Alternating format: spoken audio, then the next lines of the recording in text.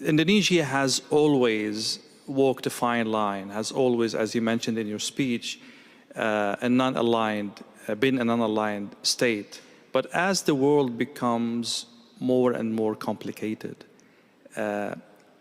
can Asian countries, ASEAN countries, stay non-aligned, or this is more and more not an option or a very, very narrow option as we go forward? Thank you. I think, in my opinion, it's not easy, but it's a line that we are determined to maintain. As I said, we respect all the great powers, we respect our neighbors, and we really believe that the only way for prosperity is collaboration, cooperation, and peaceful coexistence.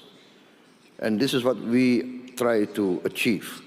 So we want to maintain good relations, and we try to convince all parties that the only way forward in this planet is getting smaller. We cannot afford rivalry that is going nowhere. That can only, especially if it goes into confrontation.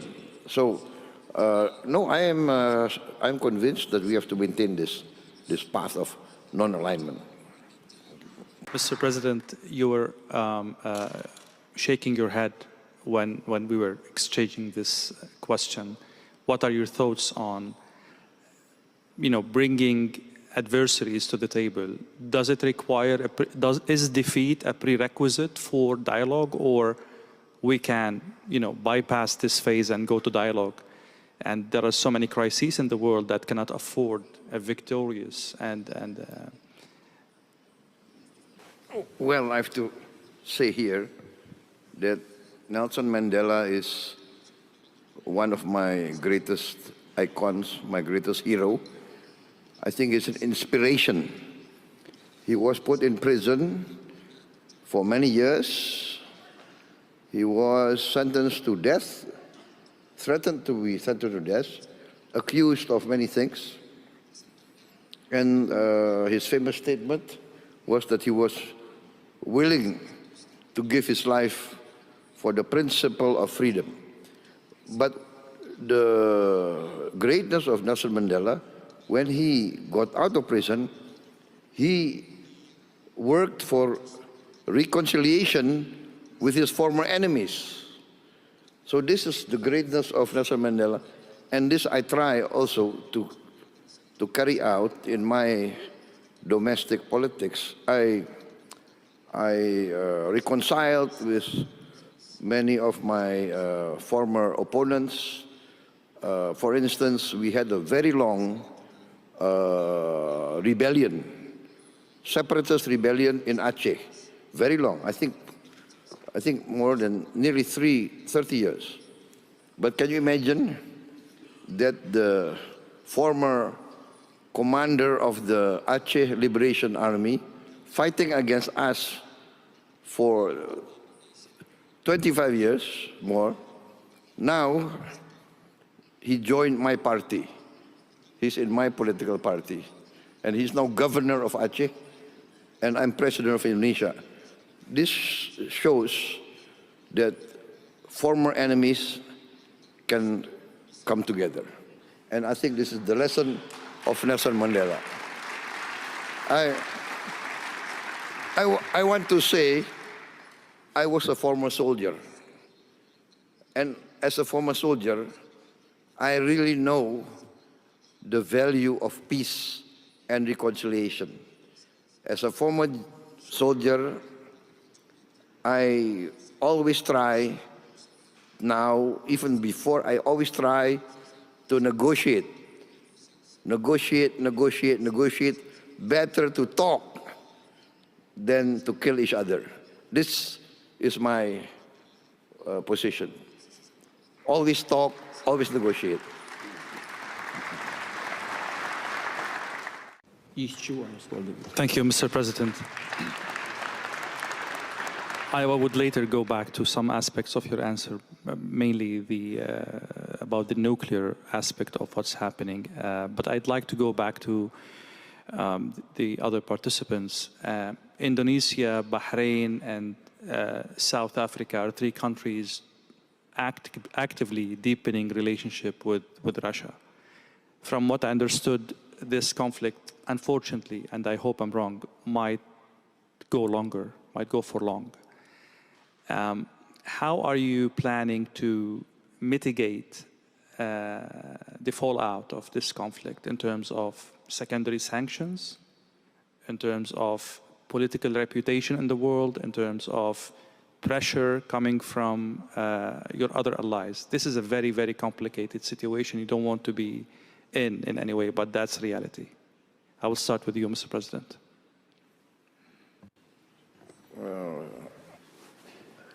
I really don't understand actually your question. What secondary sanctions? I'll make it simple. Yeah,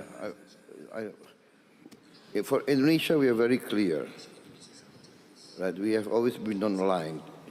In the Ukrainian situation, I think 2 years ago, we proposed immediate ceasefire in place.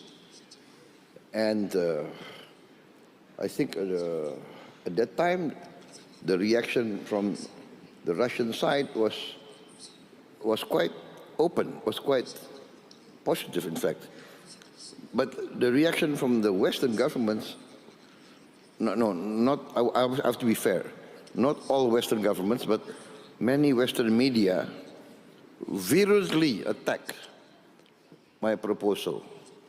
They said that I was proposing the peace of the cemetery. That was what many of these Western journalists accused me of. So we would always propose a peaceful solution. And at that time, I reminded everybody that even in Korea now, North Korea and South Korea, there's a demilitarized zone supervised by the United Nations. The war in Korea is officially not yet over, but there's a peaceful condition. So that was what we proposed, like to save the people of Ukraine on all sides, people of the Russian-speaking areas, just to save them, a secession in place. That was we are far from the place, but we want to promote a peaceful solution. So I don't understand who's going to give sanctions to us. We were talking about friendship a while ago, and the friends of Russia in this panel. I will start from South Africa, and then Bahrain, and then Indonesia. And if China would love to comment on that, the floor is open. Are you surprised that a friend of Iran, of Russia, Iran, is under attack, and Russia did not step up to help that ally? This is at least one of the narratives in the media. Where is Russia in this conflict? As friends, are you surprised? Okay, my position is this, is the logical position that each country is responsible and will defend its own national interest. So, being friends is being friends, trying to cooperate, trying to help each other. But being friends does not mean that every country must give their national interest to another country's national interest. So it will be the decision of every country to defend and protect its national interest. That is my position. Over its controversial nuclear program, restrictions that were specifically designed to choke off Tehran's ability to sell crude on the global market. China now purchases close to 90% of Iran's oil exports and accounts for well over 30% of Iran's total foreign trade, effectively serving as Tehran's primary economic lifeline in the face of international isolation. The structure of China-Iran trade heavily favors Beijing, which pays discounted prices for Iranian crude and floods the Iranian market with manufactured goods, making it hard for China to simply walk away from this vital source of energy. In the event of a wider regional conflict, China would also struggle with any disruption to shipping through the strategic Strait of Hormuz, a choke point through which a large share of the world's seaborne oil and gas supplies must pass. Beijing is deeply worried that a prolonged war in and around Iran could roil the global energy market, sending prices soaring and injecting fresh volatility into an already fragile world economy that depends on steady oil flows. China's broader attempt to counterbalance what it calls U.S. hegemony would also suffer a serious setback, as it risks losing a crucial regional ally in Tehran that has helped Beijing project influence across West Asia and beyond.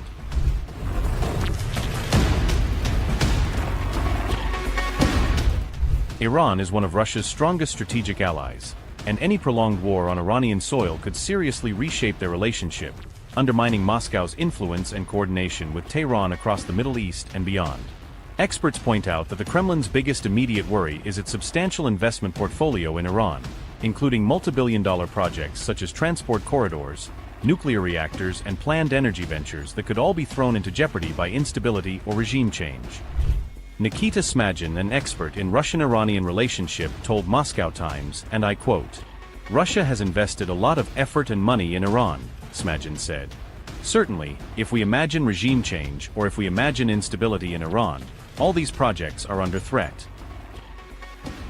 Business interests aside, the Kremlin is deeply wary that any new government emerging in Tehran after this war may not be as friendly or reliable for Russia as the current hardline leadership has been. Moscow also fears that the next Iranian leadership could tilt towards more pragmatic engagement with Western countries, potentially weakening Iran's alignment with Russia and opening the door to closer cooperation with Europe and the United States. This anxiety is sharpened by recent history, coming on the heels of the fall of Syria's Bashar al-Assad in 2024, another longtime Russian ally whose ouster badly dented Moscow's image as a dependable security patron in the region.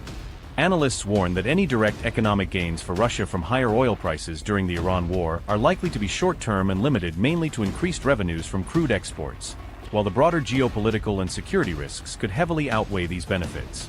In an effort to stabilize global markets, OPEC Plus on Sunday announced an increase in production quotas of around 206,000 barrels per day, a change that will take effect from April as the cartel tries to offset supply fears triggered by the conflict. Some experts also believe that China, Russia, and wider Putin and Xi's top aides held an urgent phone call after Ayatollah Khamenei's death. The big question is, will Iran's so-called allies be the ones to face the real heat after Donald Trump's attack? Will Russia and China be severely impacted after the end of the Khamenei regime in Iran? Are China and Russia the real targets of Trump's strike on Iran? Iran's close allies, China and Russia, have strongly condemned the killing of Ayatollah Ali Khamenei, describing the incident as a shocking and unacceptable act. The Kremlin has denounced Khamenei's killing as, quote, a cynical violation of all norms of human morality, emphasizing that such actions go against every international standard. Moscow also highlighted Khamenei's personal contributions, praising his crucial role in strengthening the historic relationship and strategic partnership between Iran and Russia over the years. Meanwhile, China has described the assassination of Ayatollah Khamenei as a grave violation of Iran's sovereignty and national security, calling for calm and respect for Iran's internal stability and independence. In the wake of the shocking incident, the foreign ministers of Russia and China also held a phone conversation to discuss the latest developments, reaffirming their shared stance and continued coordination on the Iran crisis. Chinese Foreign Minister Wang Yi told his Russian counterpart, and I quote, "It is unacceptable for the US and Israel to launch strikes on Iran during the Iran-US negotiations. It is also unacceptable for them to openly kill the leader of a sovereign state and encourage government transfer." This comes as both Russia and China are expected to be deeply affected by any full-scale war involving police killed the shooter. It happened less than 24 hours after the start of the U.S. and Israeli military campaign, which killed Iran's Ayatollah Khamenei. Iran responded by attacking Israel and many other Middle East countries which host U.S. military bases. The Pentagon confirmed Sunday 3 U.S. service members were killed, at least 5 more seriously wounded in a suspected drone attack in Kuwait. President Trump warned to expect more. CNN's reporting hundreds of deaths so far in Iran as well as in Israel, but also deaths in Bahrain, Iraq, Kuwait, Lebanon, and the United Arab Emirates. Congressional Democrats and some Republicans are trying to force votes this week on war powers resolutions they hope will limit U.S. military operations. This new war with Iran has obvious reverberations for target. Each weapon had a unique desired impact angle, arrival, final heading, and